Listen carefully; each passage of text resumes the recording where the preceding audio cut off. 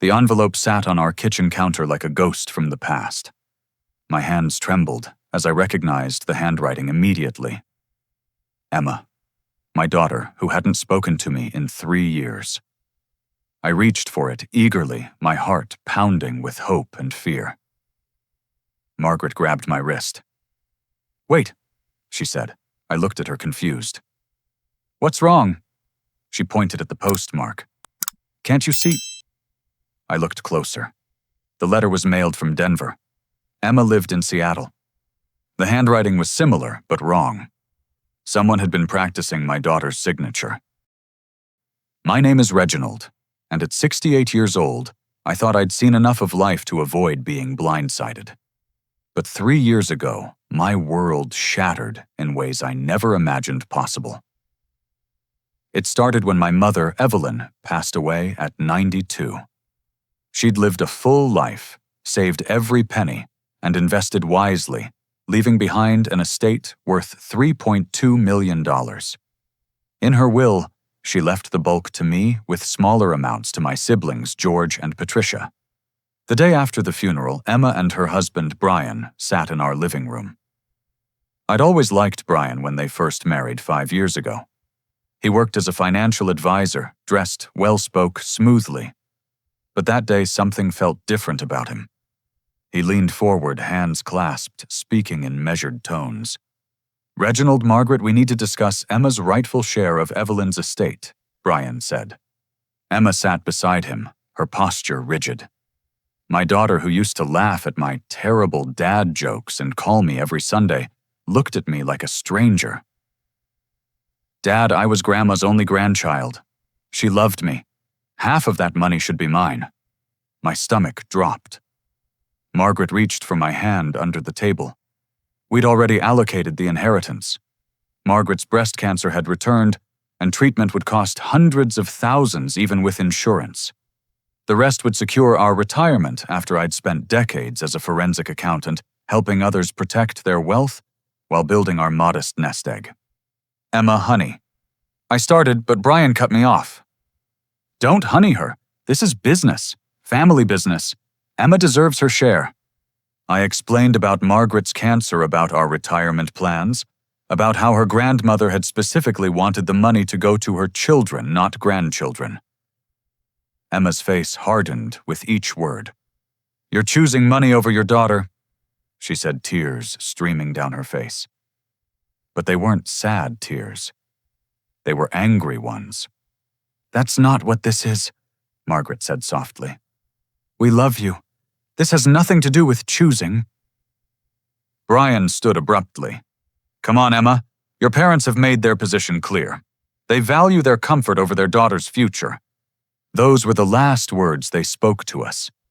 Emma blocked our numbers, returned our letters unopened, and disappeared from our lives completely. We hired a lawyer to ensure everything was handled properly, but emotionally, we were devastated. Margaret's cancer went into remission, but the joy felt hollow without Emma to share it. Now, 3 years later, staring at this fake letter, my forensic instincts kicked in. I'd spent 40 years detecting financial fraud, and here in my kitchen was a personal deception that made my blood run cold. I retrieved my magnifying glass from my home office, the one Emma used to tease me about calling me Detective Dad. Under magnification, the differences became clear. Emma always wrote with fountain pens, a quirk she'd picked up in college. This was ballpoint. The letter A in her name had a different curve. The pressure points were wrong. Someone had practiced, but not perfectly. "Smell this," I told Margaret, holding the envelope to her nose.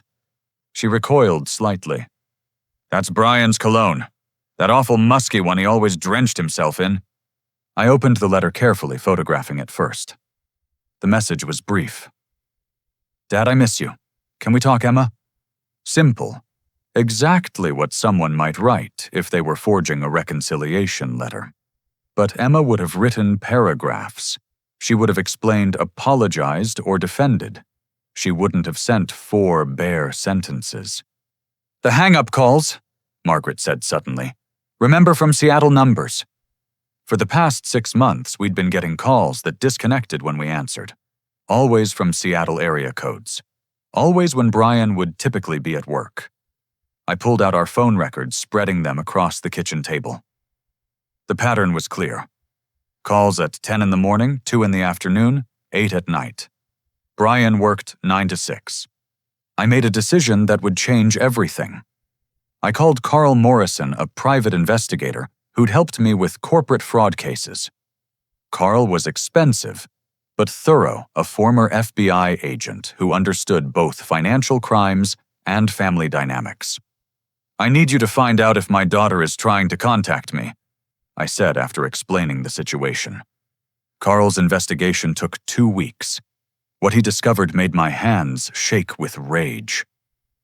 Emma had been trying to reach us for 18 months. Letters sent to our address never arrived. Calls made to our numbers mysteriously disconnected. Emails bounced back as undeliverable. "Brian's controlling her communications," Carl reported. "He's got her phone set up to route through monitoring software. Her emails go through a server he controls. The postal worker at their local office thinks Brian is such a devoted husband, always picking up the mail for his wife."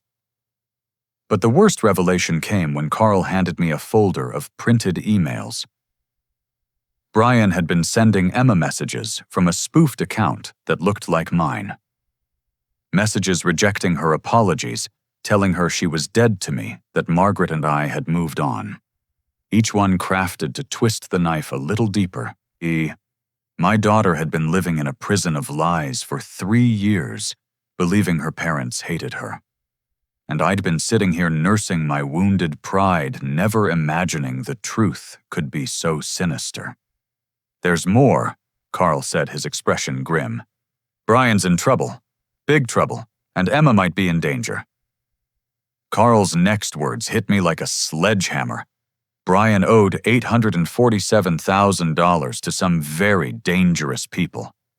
The kind who don't accept payment plans or excuses. The kind who break bones first and ask questions later. "He's been gambling," Carl explained, sliding surveillance photos across my desk. "High-stakes poker games in underground clubs. Sports betting with bookies connected to Vincent Torino's organization.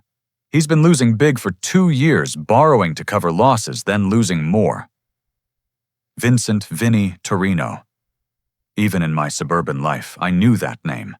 He ran loan sharking operations throughout the Pacific Northwest, hiding behind legitimate businesses, while destroying lives with impossible interest rates. Brian had apparently exhausted every legal lending option before turning to Torino. "How long does he have?" I asked. 2 months, maybe less. Torino's patience is running thin." That night, Margaret and I sat in silence, processing this information. Our daughter was married to a man desperate enough to do anything. The fake letter suddenly made sense. Brian wasn't trying to reconcile us with Emma. He was fishing for something else. Carl continued his investigation, and each report darkened the picture. Brian had been meeting with Dennis Hawthorne, a lawyer who'd been disbarred for elder financial abuse. They met in parking garages, exchanged documents in coffee shops, always careful, but not careful enough for Carl's cameras. "They're building a case," Carl reported, "to have you declared mentally incompetent." I laughed at first. The idea seemed absurd. I still worked part-time as a consultant, my mind sharp as ever.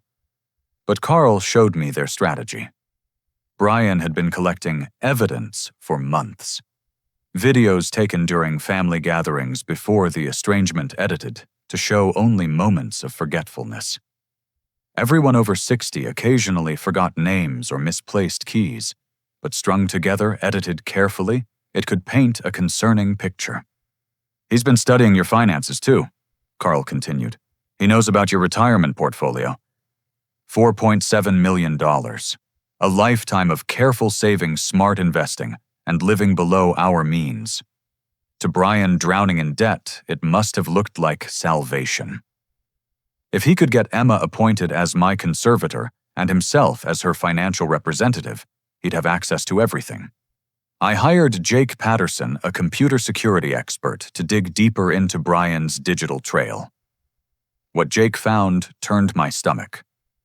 Brian had created an entire false narrative fabricating email exchanges between himself and fictional doctors expressing concern about my mental state.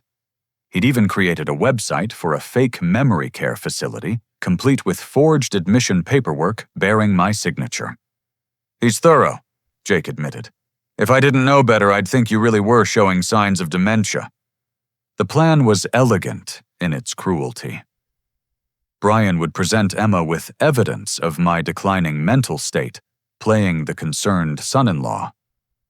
Emma, already believing I'd rejected her, would be easier to convince.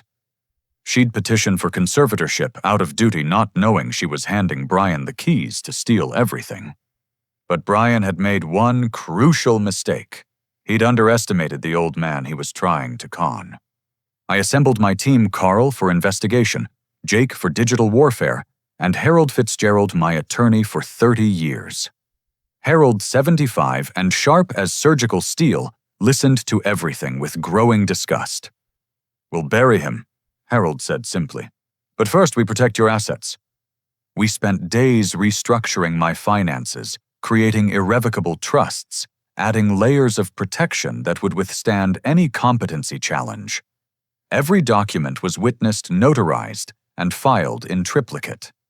Medical evaluations from 3 independent specialists confirmed my cognitive function was exceptional for my age. Meanwhile, Carl uncovered more disturbing information. Emma had been isolated from her friends, her social media accounts controlled by Brian. Former co-workers reported she'd become withdrawn, anxious, nothing like the confident young woman who'd once managed marketing campaigns for tech startups. "He's been drugging her," Carl said quietly. "Mild sedatives in her food. Nothing dangerous individually, but enough to keep her compliant, confused about timelines." My rage burned cold and patient. In my forensic work, I'd learned that anger made you sloppy, but controlled fury channeled properly could fuel the most devastating revelations. Brian thought he was playing chess with a senile old man. He was about to learn differently. Jake set up sophisticated monitoring systems, legal but invisible. Every email Brian sent, every website he visited, every digital move he made was now recorded. We watched him research conservatorship laws, study my financial accounts through Emma's access, and continue building his false narrative. Then came an unexpected break. Dennis Hawthorne, the disbarred lawyer, had other clients, other families he'd helped destroy. One of them, the Patterson family, was fighting back with a lawsuit. When Harold reached out to their attorney, we discovered we weren't Brian's first victims. He'd tried this before in Portland, targeting his previous girlfriend's grandmother. That attempt had failed when the girlfriend discovered the plot, but Brian had learned from his mistakes. "He's escalating," Carl observed. "The gambling debts are making him desperate. Desperate men make mistakes." I decided it was time to bait the trap. If Brian wanted to play concerned family member worried about my mental state, I'd give him exactly what he expected to see. The hardest role I'd ever play: a confused old man losing his grip on reality. Margaret thought I was crazy when I explained the plan. But she'd fought cancer twice and won. She understood that sometimes you had to let the enemy think they were winning before you struck back. "Just promise me," she said, holding my hands. "Promise me we get our daughter back." "We'll get her back," I vowed, "and Brian will pay for every tear she's shed." The next phase would require Oscar-worthy acting, precise timing, and nerves of steel. Fortunately, 40 years of sitting across from financial criminals had taught me patience. Brian wanted to steal from an old man. I'd show him just how dangerous old men could be when protecting their families. The doorbell rang on a Thursday afternoon, 2 weeks after Jake had finished installing our surveillance system. Through the peephole, I saw them: Emma, thin and pale, her vibrant red hair now dull and lifeless, and Brian, his hand possessively on her lower back. My heart ached seeing my daughter, but I had a role to play. I opened the door slowly, squinting at them in mock confusion. "Yes, can I help you?" Emma's face crumpled slightly. "Dad, it's me, Emma." I let recognition dawn gradually across my features. Emma? My goodness, Emma, Margaret, come quick, Emma's here. I turned back to them, then focused on Brian with unfocused eyes. And you are Brian Reginald, your son-in-law. His voice dripped false concern. Remember, we've been married 6 years now. 6 years? I scratched my head. That doesn't seem right. Wasn't the wedding last summer? Margaret appeared, playing her part perfectly. She rushed to embrace Emma, while shooting worried glances at me. Reg, honey, their wedding was 6 years ago. Remember you walked Emma down the aisle? I nodded slowly as if processing this information with difficulty. Of course. Come in, please. Would you like some coffee? Or was it tea you preferred? As they settled in our living room, I noticed Emma's sleeves pulled down despite the warm day. When she reached for her water glass, fabric shifted, revealing purple bruises on her wrist. My jaw clenched, but I forced myself to maintain the confused elderly man facade. So what brings you by? I asked, then immediately looked puzzled. Wait, have you been by recently? I feel like we just saw you. Brian exchanged a meaningful look with Emma. No, Reginald. We haven't visited in quite some time. Actually, we have some news. Emma placed a protective hand over her stomach. Dad, I'm pregnant, 4 months along. The joy and pain that shot through me nearly broke my performance. My grandchild. Growing inside my daughter while she was being controlled by this monster. I let tears well up, reaching out with shaking hands. A baby? Oh, Emma, that's wonderful. Your mother will be so pleased. Margaret, did you hear? We're going to be grandparents. Margaret was already crying, embracing Emma carefully. While they hugged, I watched Brian's calculating eyes assess my every move. I knocked over my water glass, reaching for a tissue, apologizing profusely as I cleaned it up with exaggerated difficulty. Actually, Brian said smoothly, that's part of why we're here. With a baby coming, Emma and I have been thinking about financial planning. College funds, trust accounts, that sort of thing. We thought maybe you could help us understand how to structure everything. There it was. The first probe. I smiled vaguely. Oh, finances were never really my strong suit. Margaret handles all that now. I used to do something with numbers, didn't I, dear? You were a forensic accountant, Margaret supplied, watching Brian carefully. One of the best in the state. Was I? How nice. I patted Emma's hand. Your young man here seems sharp. I'm sure he'll take good care of you both. While Brian stepped out to take a phone call, Emma leaned close to me. Dad, I've been trying to call you for months, but the numbers don't work and my emails bounce back and… I maintained my confused expression. Email? Oh, I don't really understand those computer things anymore. Margaret tries to show me, but it's all so complicated. Emma's face fell. Behind her, Brian reappeared in the doorway, watching us intently. When he returned to his seat, he suggested, You know, Reginald, managing finances can be overwhelming at your age. Emma and I would be happy to help you organize things. Make sure all your assets are properly structured. That's very kind, I said, then frowned. Assets? Do we have assets, Margaret? Margaret played along beautifully. Just the house, dear, and your retirement accounts. Remember from your work. It must be substantial after 40 years, Brian pressed. A forensic accountant of your caliber. I waved dismissively. Oh, I never paid attention to that stuff. Money isn't everything. Family is what matters. I looked at Emma with genuine emotion breaking through. I'm just so happy you're here. Both of you. That night after they left, I reviewed the hidden camera footage. Brian had photographed several areas of our house, particularly my office. When I'd gone to the bathroom, he'd quickly rifled through papers on my desk. He'd also planted something under our coffee table, likely a listening device. Leave it, Jake advised when I called him. We'll feed him false information through it, make him overconfident. Harold drew up documents that looked like estate planning paperwork, but were actually meaningless, legal-sounding nonsense. I left them prominently on my desk.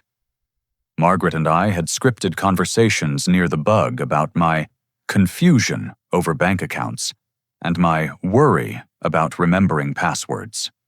Over the next 3 weeks, Brian and Emma visited more frequently. Each time Emma looked more exhausted, more defeated. The bruises migrated hidden under scarves and long sleeves. Her pregnancy was starting to show, but instead of glowing, she seemed to be fading. During one visit, I accidentally mentioned my safe while looking for my reading glasses. "Margaret, have you seen my glasses? I thought I left them in the safe with the important papers." Brian's eyes lit up. "You keep important papers in a safe?" "That's very wise, Reginald." "Is it?" I looked pleased. Margaret insisted. Said something about bearer bonds. I don't really understand what those are, but she said they were important. From my father or grandfather, I think. Bearer bonds. Untraceable wealth that could be claimed by whoever possessed them. They barely existed anymore, but Brian wouldn't know that. His gambling debts had made him desperate enough to believe in this fantasy windfall. Carl reported that Brian had increased his meetings with Dennis Hawthorne.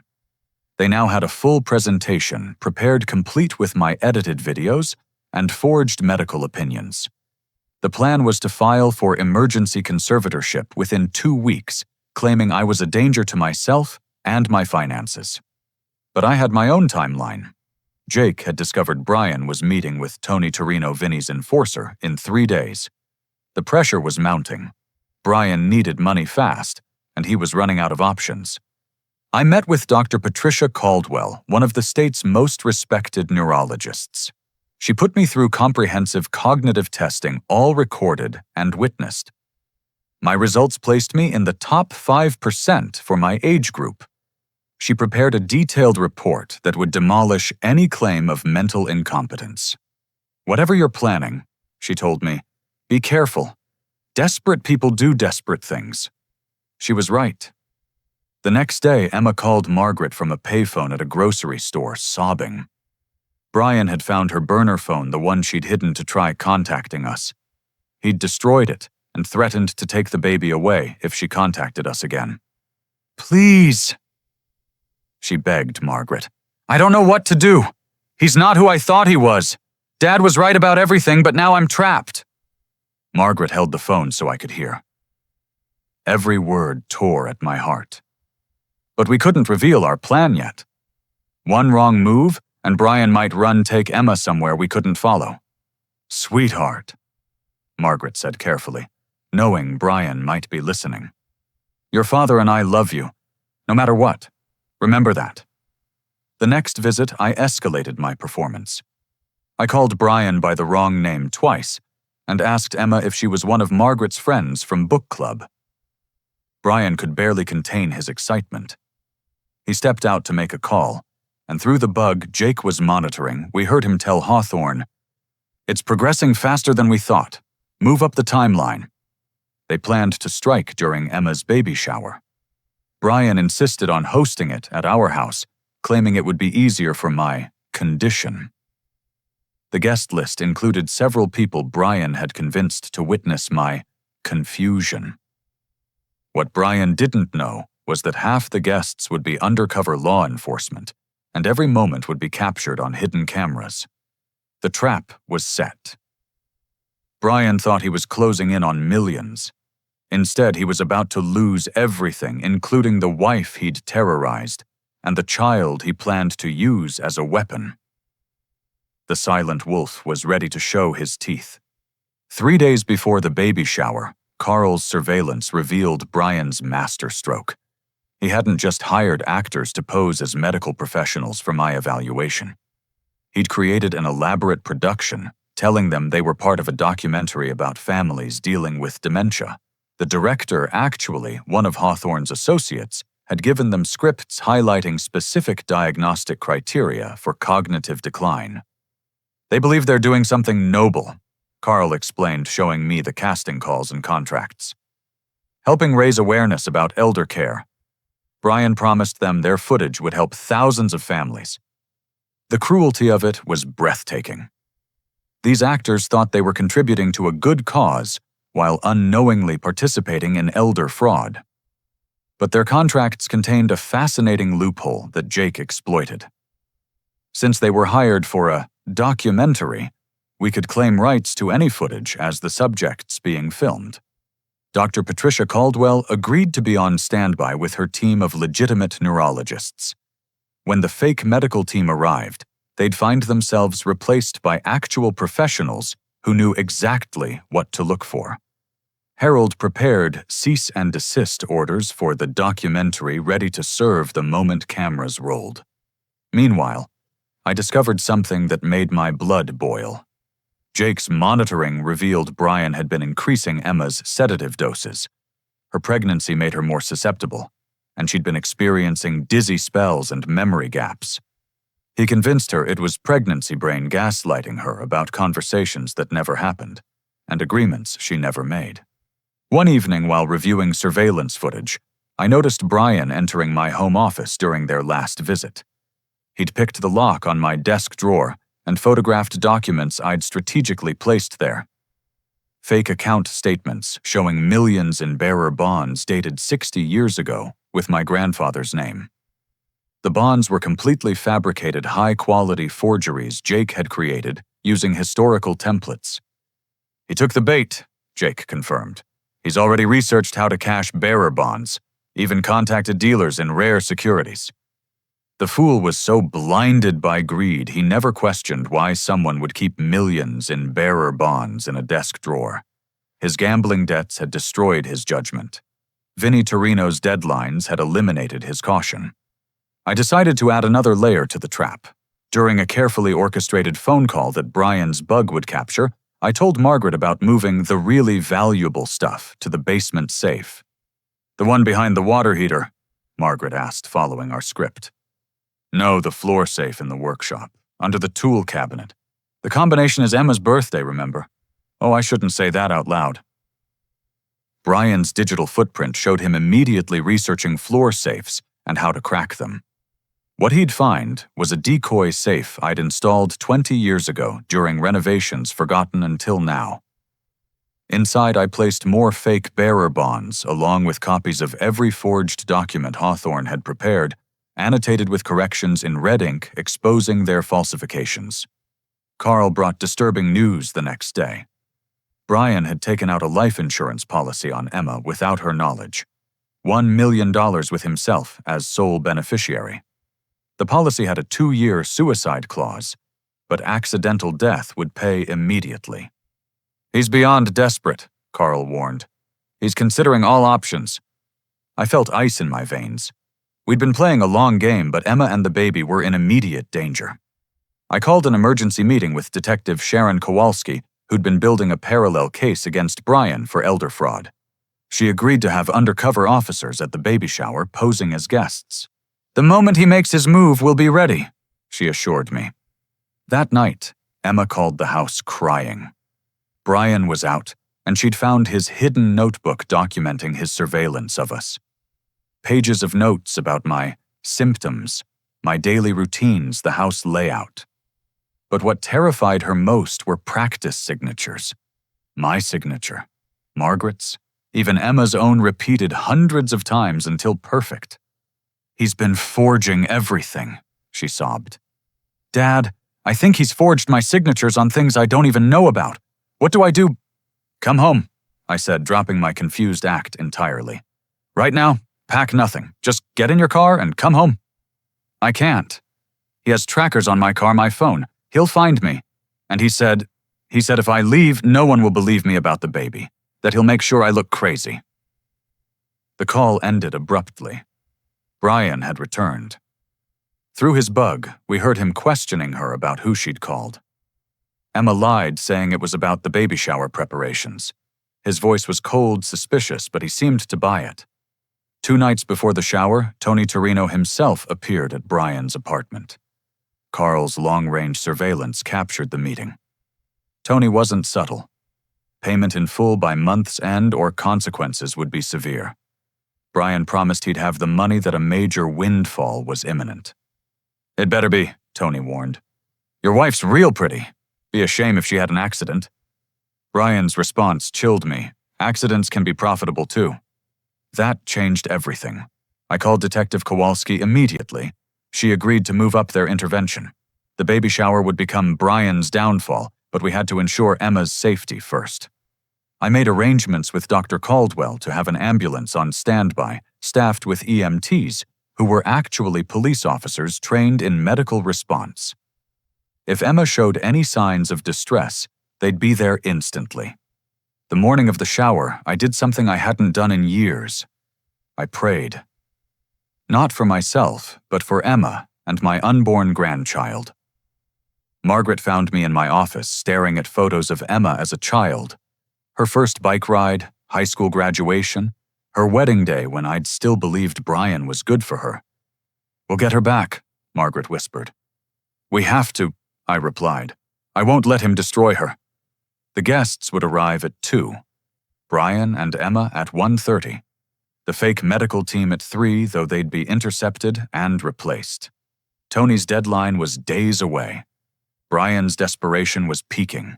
Every piece was in position. I put on my costume one more time, confused elderly man one step from incompetence. But underneath the forensic accountant who'd exposed $100 million frauds was ready. Brian thought he was robbing a senile old fool. He was about to discover that some old wolves just get better at hunting with age. The doorbell would ring soon. The final act was about to begin.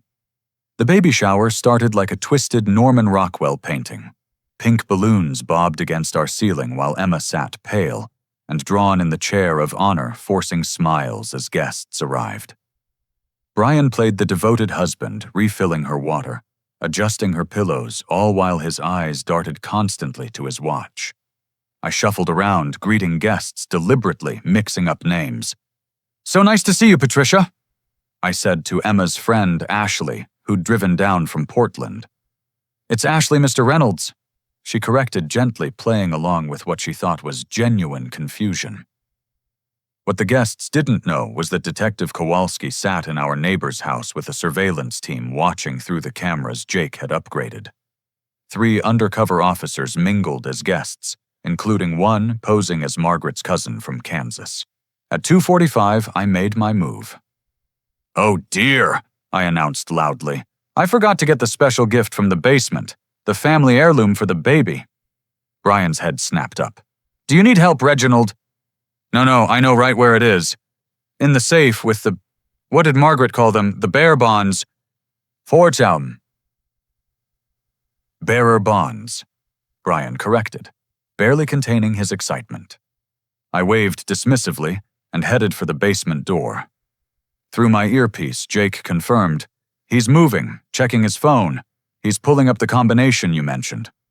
Emma suddenly stood swaying slightly. "I need some air."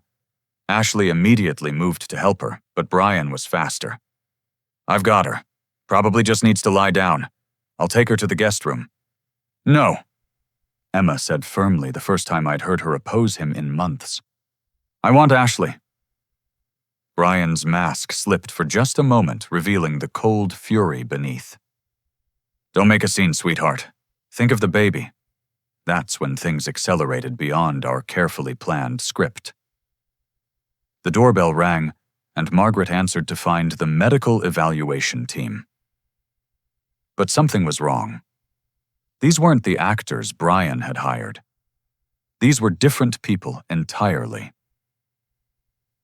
"We're here for Mr. Reynolds," the lead man announced. "Adult Protective Services. We received a report of elder abuse and financial exploitation." Brian's face went white. This wasn't his plan. These weren't his people. What none of us knew was that Dennis Hawthorne, facing his own legal troubles, had decided to flip on Brian to save himself. He'd filed a report with APS claiming Brian was exploiting me, hoping to distance himself from the scheme, when it inevitably collapsed. "There must be a mistake," Margaret said calmly. "We're having a baby shower." The APS team insisted on speaking with me privately. Brian looked torn between following me to the basement or handling this crisis. Emma made the choice for him by collapsing into a chair, clutching her stomach. "Something's wrong," she gasped. The baby! The room erupted. Guests crowded around Emma while Brian stood frozen, calculating. Through my earpiece, Detective Kowalski ordered, "Medical team, move in now." Our EMT crew arrived in record time, actually undercover officers with real medical training. As they examined Emma, finding her blood pressure dangerously high, I slipped back upstairs from the basement, carrying an old jewelry box instead of millions in fake bonds. "What's happening?" I asked, letting confusion and fear mix genuinely on my face. Brian grabbed my arm harder than necessary. "Where were you? What's in the box?" "My mother's pearls," I said. "For the baby. Is Emma all right?" One of the EMTs announced Emma needed immediate transport. Her blood pressure indicated possible preeclampsia. As they prepared to move, her Ashley pulled something from Emma's purse, her face going pale. "What is this?" She held up a bottle of pills with someone else's name. "These aren't prenatal vitamins." Brian snatched for the bottle, but Ashley stepped back. "These are sedatives, strong ones. Emma, have you been taking these?" "Brian gives them to me," Emma said weakly, "for the morning sickness." The room went silent except for the EMT's radio chatter. Every eye turned to Brian. The APS team stopped trying to interview me and focused on him instead. "Those are prescribed," Brian said smoothly. "By her doctor. She's been having anxiety." "Which doctor?" one of the EMTs asked. "These pills are prescribed to Robert Henshaw." Brian's mouth opened and closed. Robert Henshaw was one of his gambling buddies who died 6 months ago. He'd been stealing from a dead man's medicine cabinet to drug his pregnant wife. Emma's eyes cleared for the first time in months as the pieces clicked. "You've been drugging me. That's why I can't remember things. Why I feel so foggy all the time." "We need to transport now," the lead EMT announced. But as they wheeled Emma towards the door, she grabbed my hand with surprising strength. "Dad, the letters. I wrote you so many letters. He said you sent them back. Said you wrote horrible things." "I never got them, sweetheart," I said, my voice breaking. "I never got any letters." Brian made his fatal mistake then. Panicking, he bolted for the basement, obviously planning to grab what he thought were millions in bearer bonds and run. The undercover officers let him go, following at a distance. Through the cameras, we watched him race to the workshop, frantically moving the tool cabinet. He found the floor safe, entered Emma's birthday, and yanked it open. Inside, instead of bearer bonds, he found copies of every forged document he'd created, annotated with my corrections in red ink. At the bottom was a note in my handwriting, "I know everything, Reginald." He emerged from the basement to find Detective Kowalski and her team waiting in my kitchen, along with the real APS team who'd arrived to investigate the complaint Hawthorne had filed. "Brian Morrison, you're under arrest for elder fraud, forgery theft by deception, and domestic abuse." But the day's drama wasn't over. As they cuffed Brian, the front door burst open. Tony Torino himself walked in, flanked by 2 massive men. He'd apparently been watching the house, saw the police arrive, and decided to collect his debt before Brian disappeared into the system. "Where's my money, Morrison?" Tony demanded, then noticed the police. "Officers, didn't see you there." Detective Kowalski stepped forward. "Mr. Torino, what brings you to this baby shower?"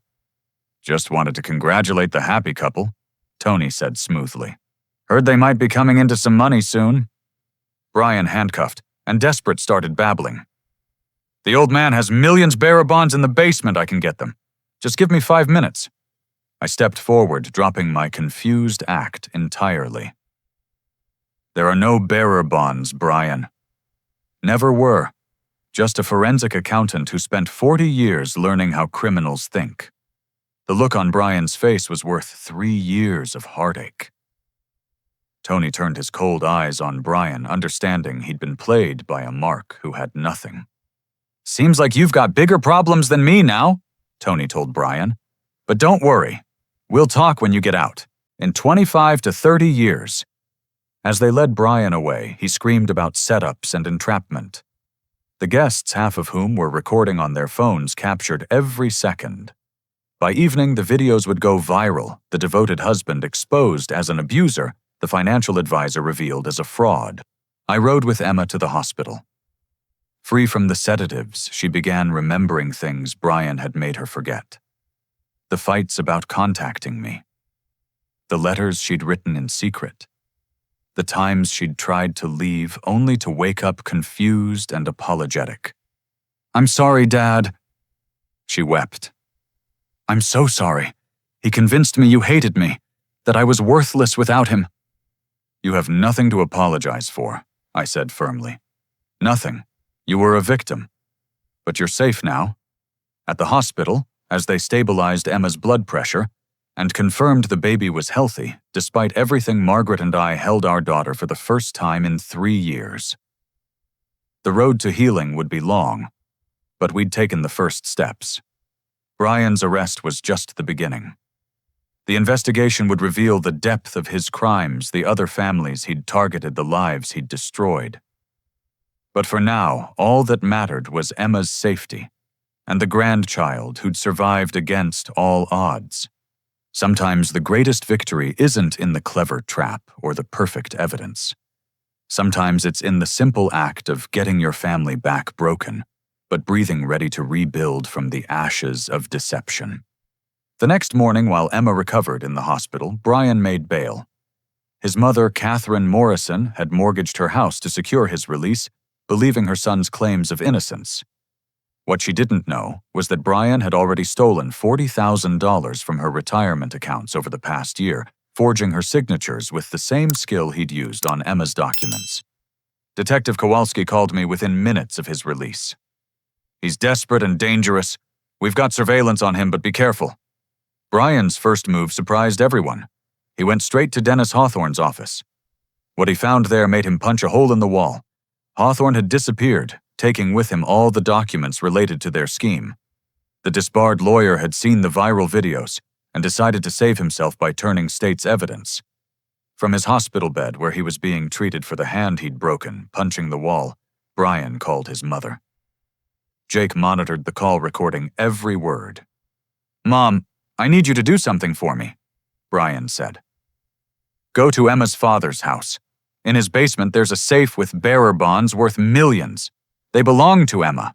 I was trying to secure them for our baby." Catherine Morrison, 73, and trusting, agreed to help her son recover what he claimed was rightfully Emma's inheritance. She arrived at our house that evening while Margaret and I were at the hospital with Emma. What Brian didn't know was that I'd anticipated this move. The basement was now equipped with motion sensors and cameras connected directly to the police department. The moment Catherine entered, alarms went off. She was detained gently but firmly, becoming another victim of her son's deception. Meanwhile, Emma's recovery revealed more horrors. The sedatives Brian had been giving her had masked other abuse. X-rays showed healed fractures in her ribs, and wrist injuries Brian had convinced her came from clumsiness caused by pregnancy. Her medical records, which Brian had controlled, showed a pattern of accidents going back 2 years. "I believed him every time," Emma told the detective, taking her statement. "He was so convincing, said I was lucky to have someone who cared enough to take care of me despite my problems." The evidence mounted. Jake discovered Brian had taken out loans in Emma's name, maxing out credit cards she didn't know existed.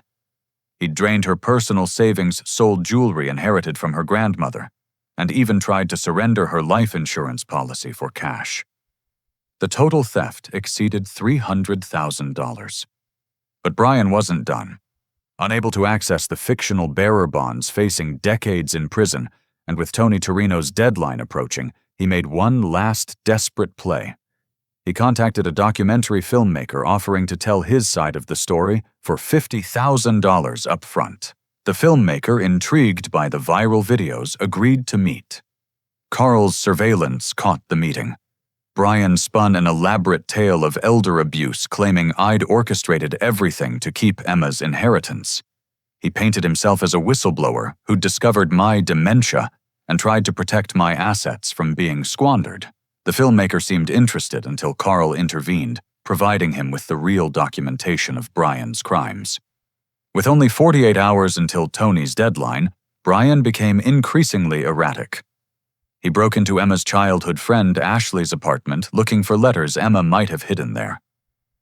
Ashley, warned by police, wasn't home, but her security cameras captured Brian ransacking the place. He found nothing because Ashley had already given everything to the police. Then came the twist none of us expected. Tony Torino contacted me directly. "Mr. Reynolds," Tony said when I answered my phone, "I think we should meet. Neutral ground, just you and me." Against everyone's advice, I agreed. We met at a small diner downtown, Tony sitting across from me like any other businessman. Up close, he looked tired, older than his reputation suggested.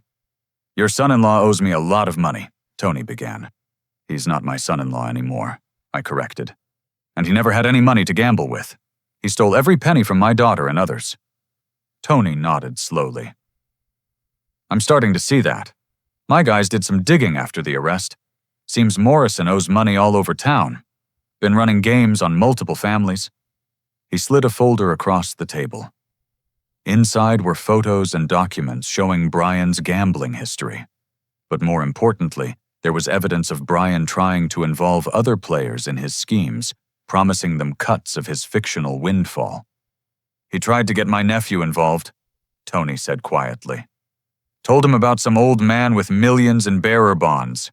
Wanted him to help with a robbery. My nephew's 22, just finished college. I don't let family get involved in that stuff." I understood. Brian had crossed a line even criminals respected. He'd tried to corrupt someone under Tony's protection. "What do you want from me?" I asked. "Nothing. Just wanted you to know the debt's void. Whatever happens to Morrison in prison is his problem, but it won't come from me. Man who lies about having money is one thing.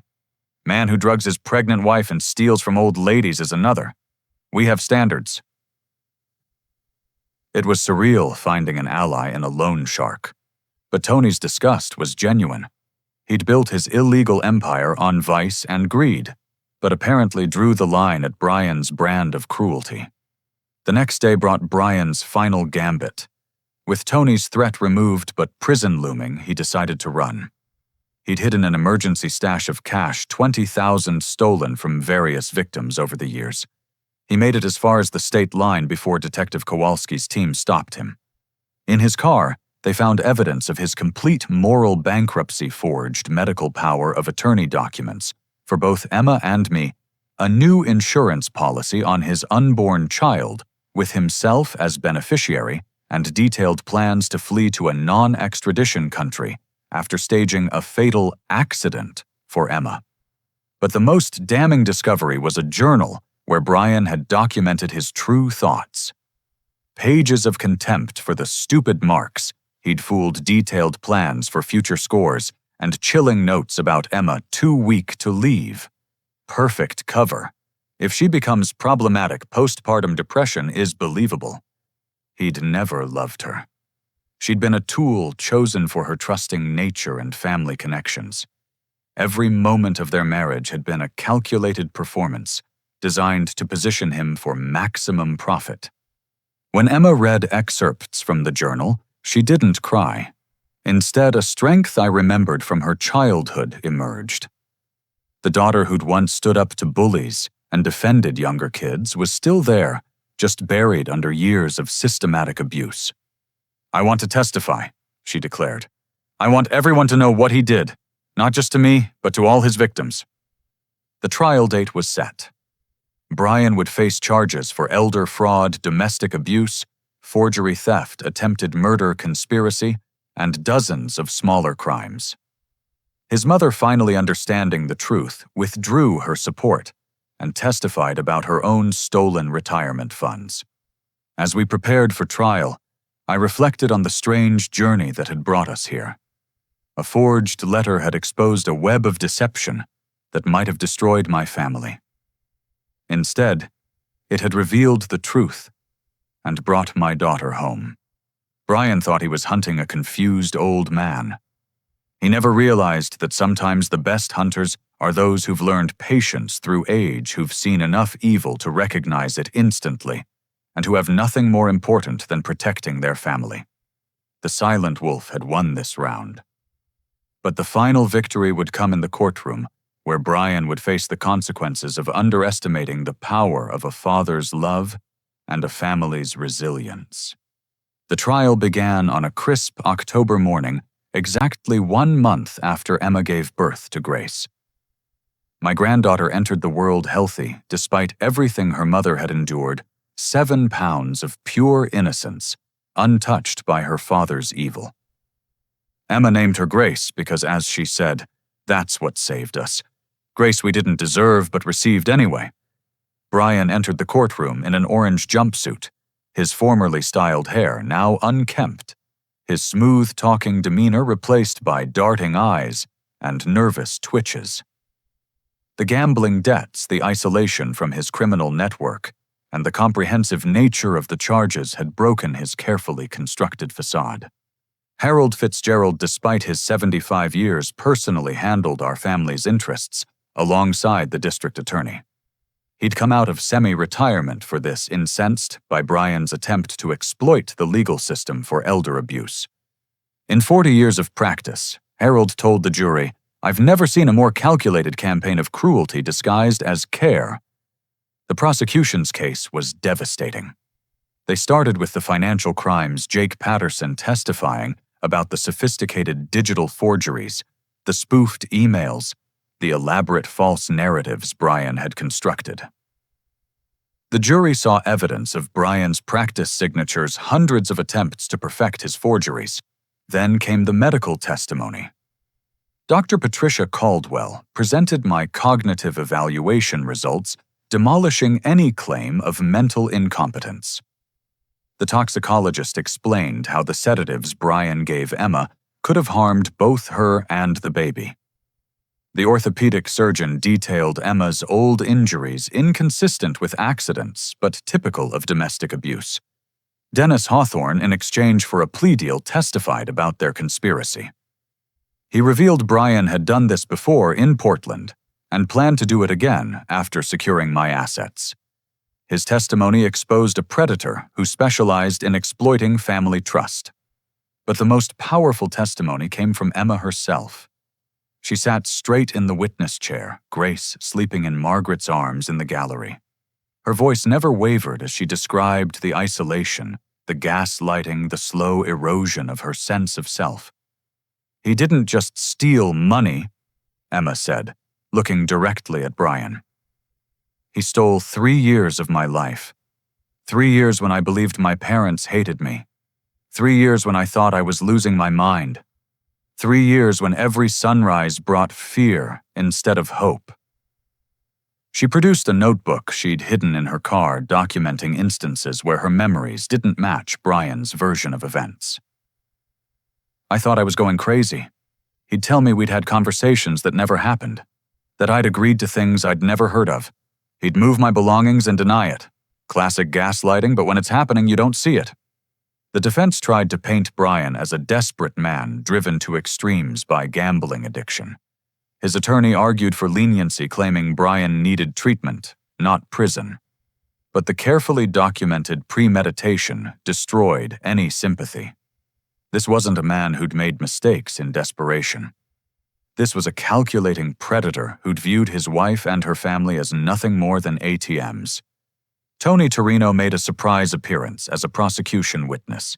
His testimony about Brian's attempts to involve his nephew in robbery plans shocked even the judge.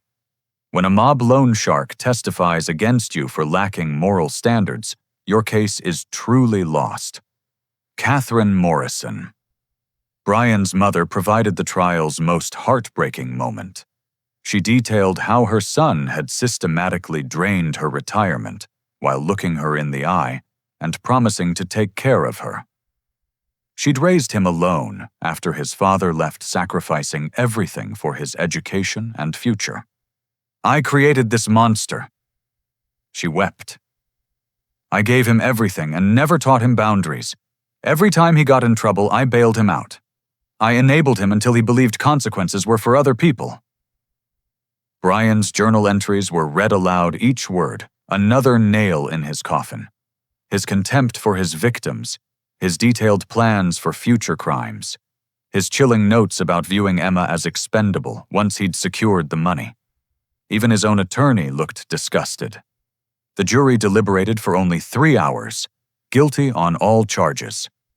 The judge, known for moderate sentences, threw the book at Brian.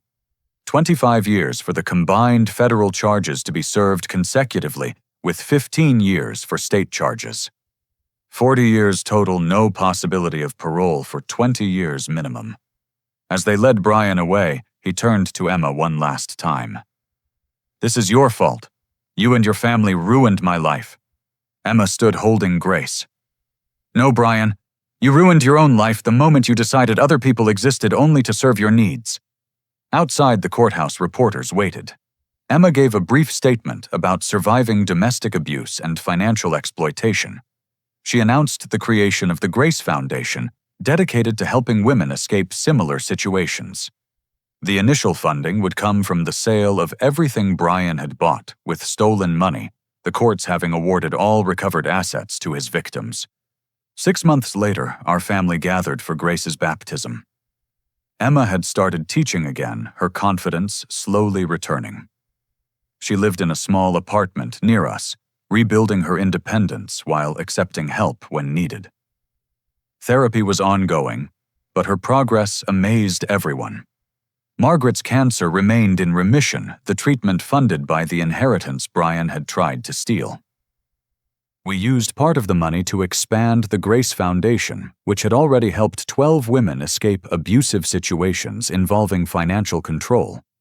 Carl Morrison continued his investigation work, but now donated time to training law enforcement about financial abuse red flags. Jake Patterson developed software to help banks detect forgery patterns. Even Tony Torino, in his own way, contributed by spreading word in certain circles that anyone targeting elderly people or abusing pregnant women would find no safe harbor in his organization. During Grace's baptism, I held my granddaughter and made her a promise.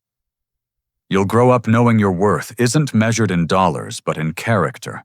You'll be strong like your mother, wise, like your great-grandmother, and hopefully nothing like your father." Emma had asked me to speak about forgiveness during the ceremony. I'd struggled with the words until I realized forgiveness didn't mean forgetting or excusing. It meant releasing the poison of hatred so healing could begin. "Brian stole 3 years from our family," I said to the gathered friends and relatives. "He tried to steal our futures, but in the end, his deception revealed our truth. We're stronger than we knew. Love is more powerful than greed. And sometimes the greatest blessing comes disguised as the worst crisis." I looked at Emma, my daughter, who'd survived hell and emerged not bitter but determined to help others. At Margaret, my warrior wife, who'd fought cancer and deception with equal courage. At Grace, the innocent catalyst who'd given Emma the strength to fight back. The letter that started this journey was a lie, I concluded. But it led us to truth. Brian thought he was hunting easy prey. Instead, he taught us we're not victims. We're survivors, we're family, and we're unbreakable. Later, as guests mingled and Grace slept peacefully in her mother's arms, Ashley approached me with a question that had haunted her. "Mr. Reynolds, how did you know? When that first letter came, how did you know something was wrong?" I thought about it, remembering that moment in our kitchen when Margaret had stopped me from opening the envelope. 40 years of investigating fraud taught me to trust my instincts. But honestly, it was simpler than that. I knew my daughter. Even after 3 years of silence, I knew Emma would never write just 4 sentences if she was really reaching out. She'd write pages explaining everything, working through her emotions on paper like she always did. "Love knows," Margaret added, joining us. "When you truly know someone, deception becomes obvious. Brian could forge Emma's handwriting, but he couldn't forge her heart." That evening, as our family sat together for the first time in 3 years, Emma asked the question I'd been expecting. "Dad, do you think I'll ever fully trust anyone again?" I took her hand, choosing my words carefully. trust isn't about never being betrayed. It's about knowing you're strong enough to survive betrayal. You've proven that. Grace will grow up with a mother who faced the worst and chose hope over bitterness. That's the greatest gift you can give her. Emma nodded, tears in her eyes but steel in her spine. We'd all been changed by Brian's deception, scarred but not broken. And in the end, that was our victory. He'd tried to destroy a family. Instead, he'd forged us into something stronger. The silent wolf had protected his pack. The hunt was over. Now, finally, we could rest.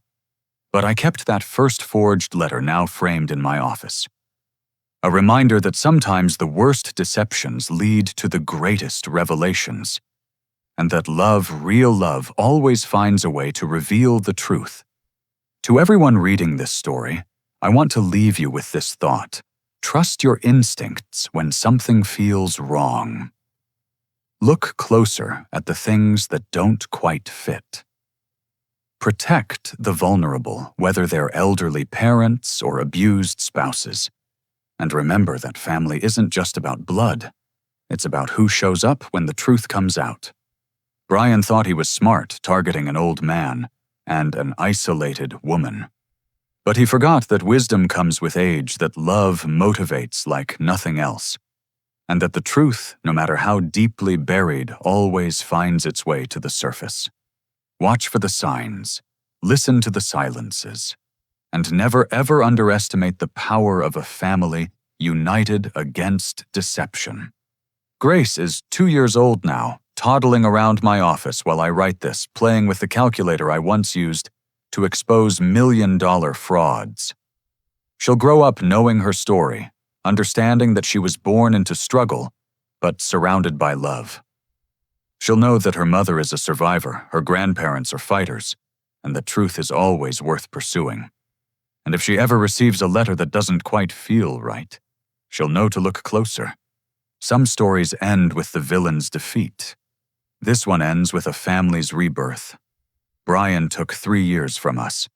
We're taking the rest of our lives back, one day at a time, one truth at a time, one moment of grace at a time.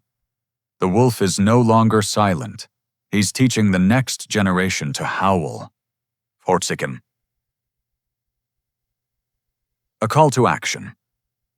If you've made it this far in our story, I want to ask you something. Have you ever experienced a situation where your instincts told you something was wrong, but everyone else said you were overreacting? How did you handle it? Share your story in the comments below. Your experience might help someone else trust their gut when it matters most. If this story touched you or reminded you of someone facing similar deception, please like and share it. You never know who might need to hear that they're not alone, that survival is possible, and that the truth eventually comes to light. Consider subscribing to hear more stories of triumph over deception, of families reunited despite the odds, and of ordinary people who refused to be victims. Every story shared is another beacon of hope for someone trapped in manipulation and abuse. And finally, share this with anyone who might need a reminder that love sees through lies, that age brings wisdom, not weakness, and that sometimes the greatest strength is in appearing vulnerable while gathering the evidence to protect those you love. Thank you for joining us on this journey from deception to truth, from isolation to reunion, from victim to victor. May you always trust your instincts, protect your loved ones, and remember that the truth, however painful, is always better than the most comfortable lie. Until next time, keep looking closer. The details always tell the real story.